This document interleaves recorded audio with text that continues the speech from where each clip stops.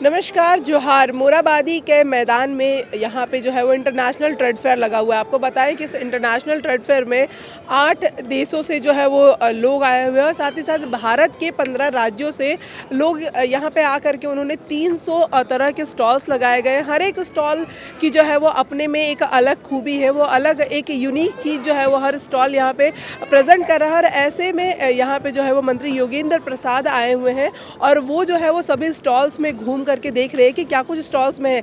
आइए उनसे बातचीत करते हैं और जानते हैं कि ये ट्रेड फेयर उन्हें कैसा लग रहा है। ज़्यादा संख्या में यहाँ पे आ रहे हैं, तरह तरह की चीज़ें देखने को मिल रही है, क्या कुछ कहिएगा? बिल्कुल, पहले तो हम धन्यवाद देना चाहेंगे चैम्बर ऑफ कॉमर्स को जी।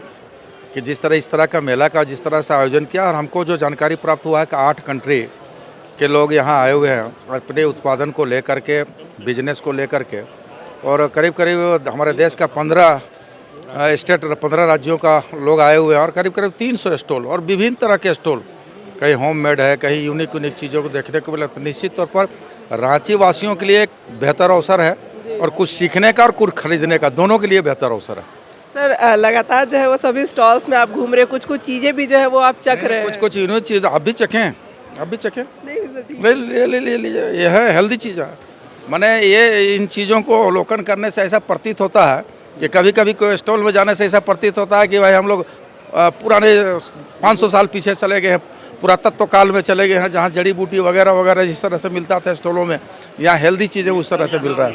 सर, मॉल्स वगैरह का जो अभी ट्रेंड चला हुआ है, मॉल और जो इस तरीके के ट्रेड फेयर होते हैं, दोनों में आपको क्या मतलब सबसे ज़्यादा बेहतर लगता है? मॉल, यहाँ सबसे बड़ी चीज़ है कि मॉल में एक सीमित चीज़ें रहती है और लोग जा कर के अपनी ज़रूरतों को अपनी इच्छा के अनुरूप नहीं ले पाते हैं।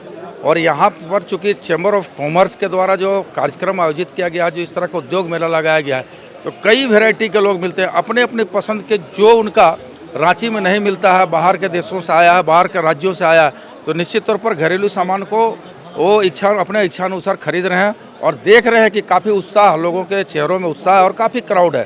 तो इस तरह से अगर प्रत्येक साल लगे, और हम समझते हैं कि महिलाओं को खास करके स्वावलंबी बनने के दिशा में एक बड़ा प्रेरणा, एक बड़ा उदाहरण होगा और व्यापारियों को भी प्रेरणा मिलेगा कि हम आगे बेहतर रूप से काम कर पाए। मार्केटिंग और चैम्बर दोनों साथ मिलकर हैंडमेड जो चीज़ें यहाँ पे लोग बना रहे हैं, वो कई तरह की, कई जगह पे जो है मिट्टी के दिए बने हुए हैं, कई महिलाएं जो है वो अचार और बरी जो होता है घर में, वो सब भी बना करके जो लाई हुई है। तो महिलाओं के लिए तो ये एक मेड इन इंडिया, एक तो रोजगार का सृजन हो रहा है, दूसरा आर्थिक स्रोत भी समृद्ध हो रहे हैं। जो अंतिम व्यक्ति हैं, जो गरीब लोग हैं, जो आज उद्योग कर रहे हैं, तो निश्चित तौर पर जो होममेड यहाँ अगर लोग खरीदेंगे तो उनकी आर्थिक विकास होगा और उनका आर्थिक विकास होगा तो राज्य और देश का आर्थिक विकास होगा।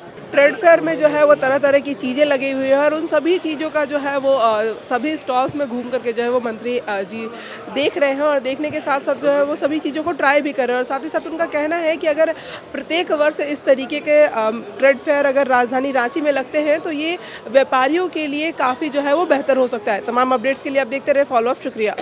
एवं इंजीनियर बनकर भरे सफलता की ऊंची उड़ान, जहां साधारण छात्र भी झारखंड टॉपर्स बनकर बना रहे इतिहास। दूरदर्शी शिक्षाविद श्री विपिन सिंह के मार्गदर्शन में मेडिकल एवं इंजीनियरिंग के लाखों छात्रों के लिए आशा की किरण के रूप में Goal nation's leading institute. TheFollowUp.in.